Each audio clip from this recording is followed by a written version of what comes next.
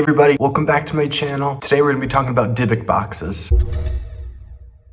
Dybbuk boxes have been blowing up pop culture in the past few years. They're supposedly boxes in which a spirit has been entrapped. The word Dybbuk comes from a Hebrew word that means cling. In Jewish tradition, a Dybbuk is a malicious spirit that is bound on the earth to either a specific person or a specific object, or was summoned by a specific person or a specific object. Typically, they're thought of as either evil spirits or demons that can cause harm to the living. Some are sealed with wax and others have engravements of Hebrew writing as like a symbolic seal, and many have different Jewish symbols on them. Now, I was mortified to see that on the internet there are hundreds of videos of people opening Dybbuk boxes that they bought on the internet. Remember, Dybbuks are evil spirits and they can cause harm. In 2012, the movie The Possession surfaced. The movie was based off of one of the most well-known stories about Dybbuk boxes. A Polish Holocaust survivor named Havela brought a wine cabinet. She had received the box before immigrating to the US, and she kept the box hidden away at her house for the rest of her life.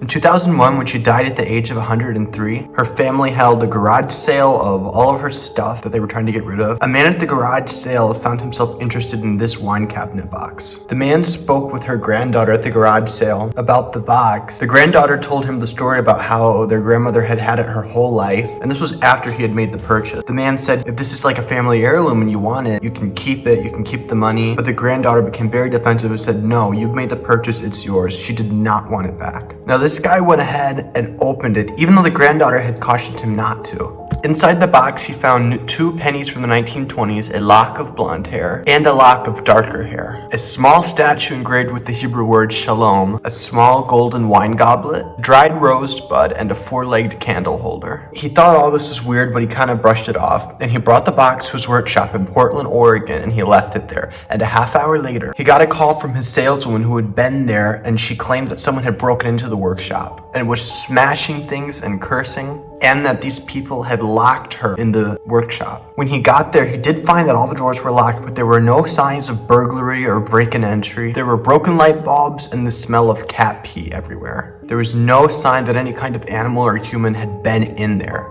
The sales assistant was so terrified that she quit after working loyally for this guy for 2 years. Now here's where it gets really spooky. While in possession of this box, he would have nightmares about his friends and family members in which they'd be walking or doing some kind of activity and they'd turn into a beast and attack them. When he realized there might be some kind of connection, he wanted to get rid of the box, and on October 28th, he gifted it to his mother. On that same day, his mother suffered a stroke. After the stroke, which caused her not to be able to speak temporarily, she scribbled on a piece of paper, "Hate gift." She refused to keep it any longer. He then tried to give it to his sister, but she gave it back, saying that the doors wouldn't stay closed and that they would just eerily reopen on their own. He then gave it to his brother, but his brother gave it back and said that he smelled jasmine coming from the box, but his wife could only smell cat urine. Once the guy got it back from his brother, his girlfriend told him he had to get rid of it. She did not want anything to do with it since everyone who he had given it to had returned it. He gifted it to a middle-aged couple, but a couple days later, it was back on his doorstep with a note that said, "This has a bad darkness." So the guy tried to get rid of it, so he went to eBay and put it up for sale. So it was sold and it was passed between a couple different owners for various different reasons, until it eventually found itself in the hands of Jason Haxon,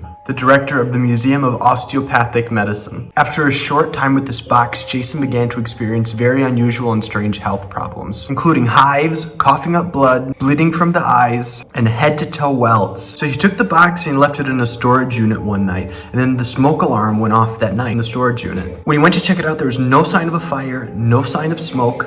So he decided to bring the box home and investigate and try to get to the bottom of what could really be causing this box to be doing all this crazy stuff. In his investigation, he managed to track down the first person who bought it from the garage sale to speak with them about their experiences and get more information. He managed to track down the granddaughter of the woman from Poland, and after a long conversation with her, she said that a woman named Sophie had trapped the spirit in the box, and that Sophie was Havela's cousin. She said that they both trapped it in the wine cabinet. The granddaughter said that Sophie and Havela had made a Ouija board or a spirit board and began contacting a lot of otherworldly things. One day, they came into contact with something that was malicious. They managed to trap it in the wine cabinet, and that is where it remained throughout that entire time. She also believed that the demon they contacted may have had something to do with World War II. So he did a lot of research on how to trap this thing back in the box. He secured it in an ark constructed of acacia, which was a replica of the Ark of the Covenant. He put the Dybbuk box in it, and then he buried it in an undisclosed location to hide it. After all of this blew up, people found other Dybbuk boxes that were authentic. People started selling them on eBay. And then once it became a real paranormal topic, people started making fake Dybbuk boxes and putting them around on eBay to make money. So if you go on eBay and you look at Dybbuk boxes, there's no guarantee that what you're buying is actually a legitimate one, especially after the movie The Possession surfaced. So that is it for today, guys. If you like this video, please like, comment, and subscribe. Share the channel. If you are someone who likes to watch my content but you're not subscribed, please do so, because I really want to be able to get this channel monetized.